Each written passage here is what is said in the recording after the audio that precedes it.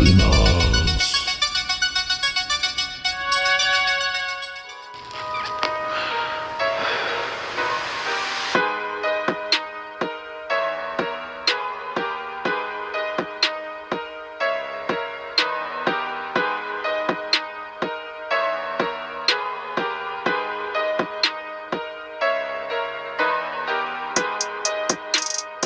to call me Crazy Joe, but now they can call me Batman. What up? Welcome back once again to the Necro Zoo. I am Bones. And in this one, we're going to go ahead and add another Megafig to my McFarlane DC Multiverse collection. Now this time it is going to be Man-Bat from DC Rebirth. Now this is a comic version of Man-Bat, even though there is many iterations of him in cartoons, comic books, stories. But this is a pretty terrifying looking version of him. Pretty interesting sculpt work and design. They did some things that we might, scratch our heads about. So he does look pretty horrifying in the packaging, but let's go ahead and take a closer look at him. But first, he does come with your standard black DC Multiverse stand. Now these are not necessarily needed, but sometimes they do come in handy. He also comes with his data file card. Now let's take a minute to relish in the beautiful source material that they used for this card. It does have a beautiful picture on the back of the box that is good enough for framing, even, I would say. But on the back you do have some information, and like I said, on the front you do have that pretty cool comic book artwork. Pretty sweet. No accessories, but tons and tons of sculpt work, a lot of plastic, and some pretty unique articulation in this one. So let's go ahead and take a look at them. Now, first impressions, as I said, there's lots of different versions of Man-Bat. You have like the more lanky versions. Sometimes they show him like with half of his human clothes on. His scientist's lab coat, Langstrom's clothes are still on him. His name tag sometimes. So different stuff, but this is a pretty unique version, pretty husky and muscular in the upper body.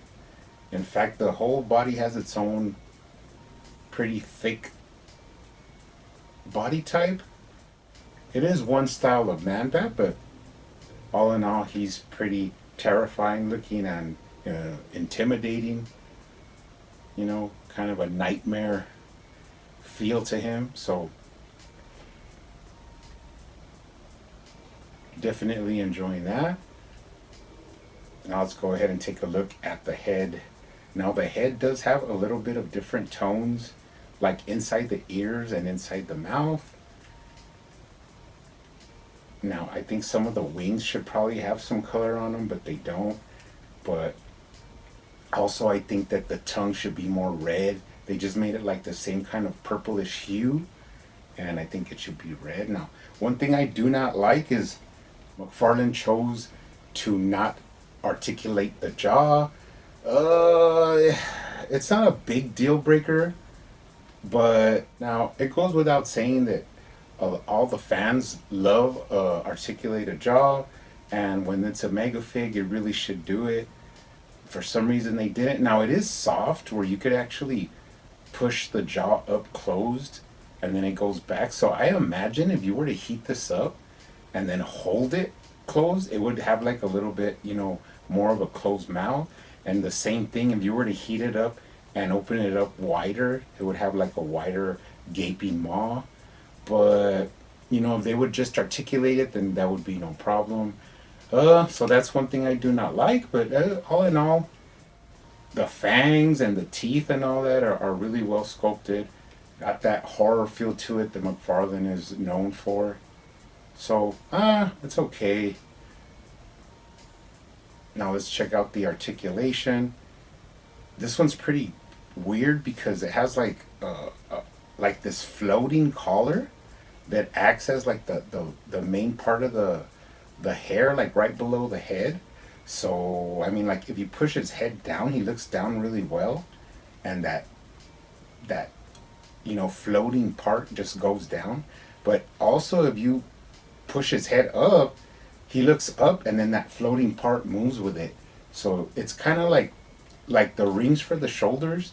Though when you move it, it moves around with the articulation of the head, which actually gives him a lot of range of motion. Like the way you could rock him from side to side and then tilt his head. I mean, it's a really nice range of motion. And since that collar part like moves with it, it never like breaks up the sculpt, and it looks really good. So I mean, you could kind of take that they didn't articulate the jaw, but they do have a lot of range of motion in the head to compensate for it. So it's a give and take whenever you're making a figure. So I do like that head articulation. It's actually better than a lot of figures. So that's a plus. Now moving down, you have a lot of sculpt work here on the chest with the like matted hair. Moving down into the body. Now let's take a look at the waist. He does have rocking from side to side. He does have a lower waist articulation and then an upper chest swivel. That allows you to get like a full range of motion. And then he has awesome crunch, ab crunch, like far better than any figure I've seen before. He also leans back as well. You get a little gappage here, but if you push up the trunks, it kind of covers that gap. There's also another trick I might do if I do custom on this guy. I'll show you guys how to get it to fit a little bit more snug. And you can also twist them to put him in some cool poses. That's one thing I will not take away from McFarlane is his waists are some of the best in the business. And even though you turn them and twist them and put them in different poses, it does not really break the sculpt, and it looks good any way that you put them. So I'll give him that. He's awesome in the waist articulation. Working really well for us. Let's take a look at the arms now. It doesn't have that floating ring because it has all this matted sculpt work around it. But honestly, it does have the butterfly joint because you get big movement front to back. And then you get up and down movement. And you get full shoulder rotation. A lot of movement there. Now, there's no bicep swivel, but that's because the way the elbow is articulated, you do have swivel there. And this is kind of weird because I'm not sure why they did this, but the hand, where the hand connects to the wrist, there's no articulation. It's just like a solid sculpt. So you cannot manipulate the wrist at all. And he's kind of holding on to a part of his wing. You could kind of see it in the sculpt work where he's, I guess kind of like flexing his wings out. And that makes it to where you have two kind of fists. So it's kind of weird because that kind of leaves it open that they might sculpt different arms and use the same body and make some like claw hands with a little bit more opened up wings. I mean, that's all I could think, but also if this is the way they give it to us, I mean, that's, it is what it is. So don't really like that, the hands, but what I do like is the way they sculpted out these wings, because if you bend the elbow, this rubber part like hits this other, and you kind of get a full wing there. So if you see it from the front, it's kind of like he has a full wing, but it's just like an illusion because of this part.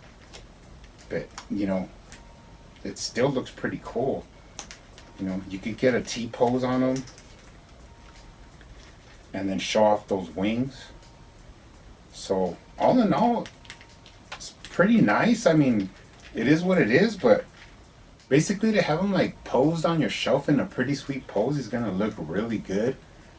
And a lot of the detail, like the veins in the arms and the hairs on the forearms, just really pop out. Even the wings have a lot of vein in them and texture to them, like leathery texture. So not too bad. I mean, like I said, you gotta take some good and take some bad, but it's pretty nice to finally have a big man bat, you know, a big monster. So moving down, let's check out his thigh swivel. Now he actually has awesome thigh swivel. You get a lot of rotation in there. You can move his leg out. Now this is kind of weird as well, the way they sculpted the legs. I mean, you can't straighten them traditionally. It's kind of got a bend in there, but I guess it's more like a bat wouldn't necessarily stand straight up like a human. It would be crouched. You know, the bones would be kind of different. Just like if a human turns into a werewolf, the legs are like shaped differently. You know, they're not gonna stand straight up and down. They're always gonna be kind of like crouched down. So that's what I kind of take this as. But he still has that awesome hip articulation where you could get that full hip movement. Then moving down to the ankles. Now this is a cool part. You have up and down, left to right, some sweet rocker, and then some gnarly toes painted in there. And this is what I'm talking about. Like, look at the way the sculpt is from the calf down into the ankle. You could see all the musculature and even the veins. If you turn it a certain way, the veins would match up, which is like a big, like, kind of like weird tick of mine, is that it's kind of weird because when McFarlane would make his old figures, I always had to have them like perfectly lined. Like when the leg turned and all the line, the musculature was in a certain way, I always had to have it like in that way to like complete the sculpt, which is another reason why I don't really like thigh cuts, because thigh cuts, once you turn it, it just breaks up the sculpt and it's not, you know, it just looks very unappealing. And without the thigh cuts, you don't have that, but you have the thigh rotation. So some of the most beautiful ankle sculpting I've seen, which is kind of funny to say, but it is true. Look at on this side. Before we go, look at all the texturing. You can even see like little frails in the rips in the jeans. Loving the buckle, and you know, everything's just awesome. Sculpt wise, it even has like a little bit of like texture, kind of like corduroy texture you could feel in there. Kind of like vertical lines that just make it an awesome figure sculpt wise, right? Let's take a look at them from the bottom. Some pretty crazy big feet with some indentations and some identifying marks.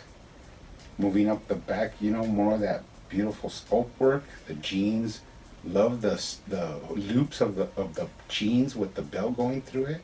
And then look at that back. I mean, that back is awesome. You could see a spine in there, bunch of veins. The way it just floats up into the shoulders, where the shoulders have that same hair from this top part.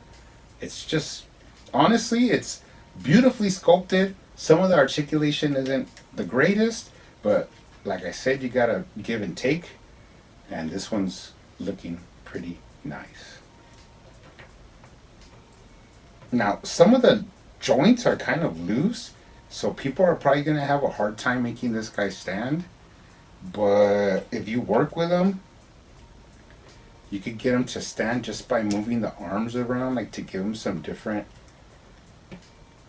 like, balance. That's usually how I stand the figures, is by balancing them. As you can see, I just got him to stand just like that. But there is a trick to put on all the joints that are loose. I might be showing you guys how to do it if I do custom work on this. But before we go, let's take out, you know what I wanted to show you guys? The old Mattel Man Bat from the DC Universe Classics. Now this is a more lanky version, but it does have some of the same things that I wanted to say. Like, You see how these two wings meet up and they make a full wing, even though they're separate parts, which is kind of like what we got going on here. And then if you look at the jaw, it's also not articulated, but it is pliable the same way that this one is. Like you could squeeze it closed or squeeze it open. This Mattel Man Bat has some of the best head articulation from any DC Universe Classics figure. And another thing is the legs. Look at how these guys did their legs. They did them like reverse, kind of like a kangaroo or something like that. Like where the articulation is this way, so you'll never actually put the leg straight. Kind of like the way McFarlane did this one. So I mean, that's just something par for the course for Man Bat, I guess. I'm gonna have a hard time standing this DC Classic because the way the feet are sculpted out, the legs, it's kind of weird. But you know, we went from this to this. I'm pretty happy, pretty awesome. Let's compare a little bit. Let's put him next to Clayface. And then let's put him next to King Shark, Bird. And finally, let's put him next to my boy Bane. And he's just towers over Bane, which is pretty interesting. But, you know, Mega Figs, they are what they are. You could buy one, and then if you'd like a second one, I would suggest just wait to see if they go on sale and pick them up for a reduced price. But me personally, I really like him. Pleasure to add him to the collection. He's pretty horrific. He's also an awesome addition to the collection. Now, I'm going to go do some shoulders. You guys keep hunting out there, keep collecting, keep customizing, and I will see you on the next one.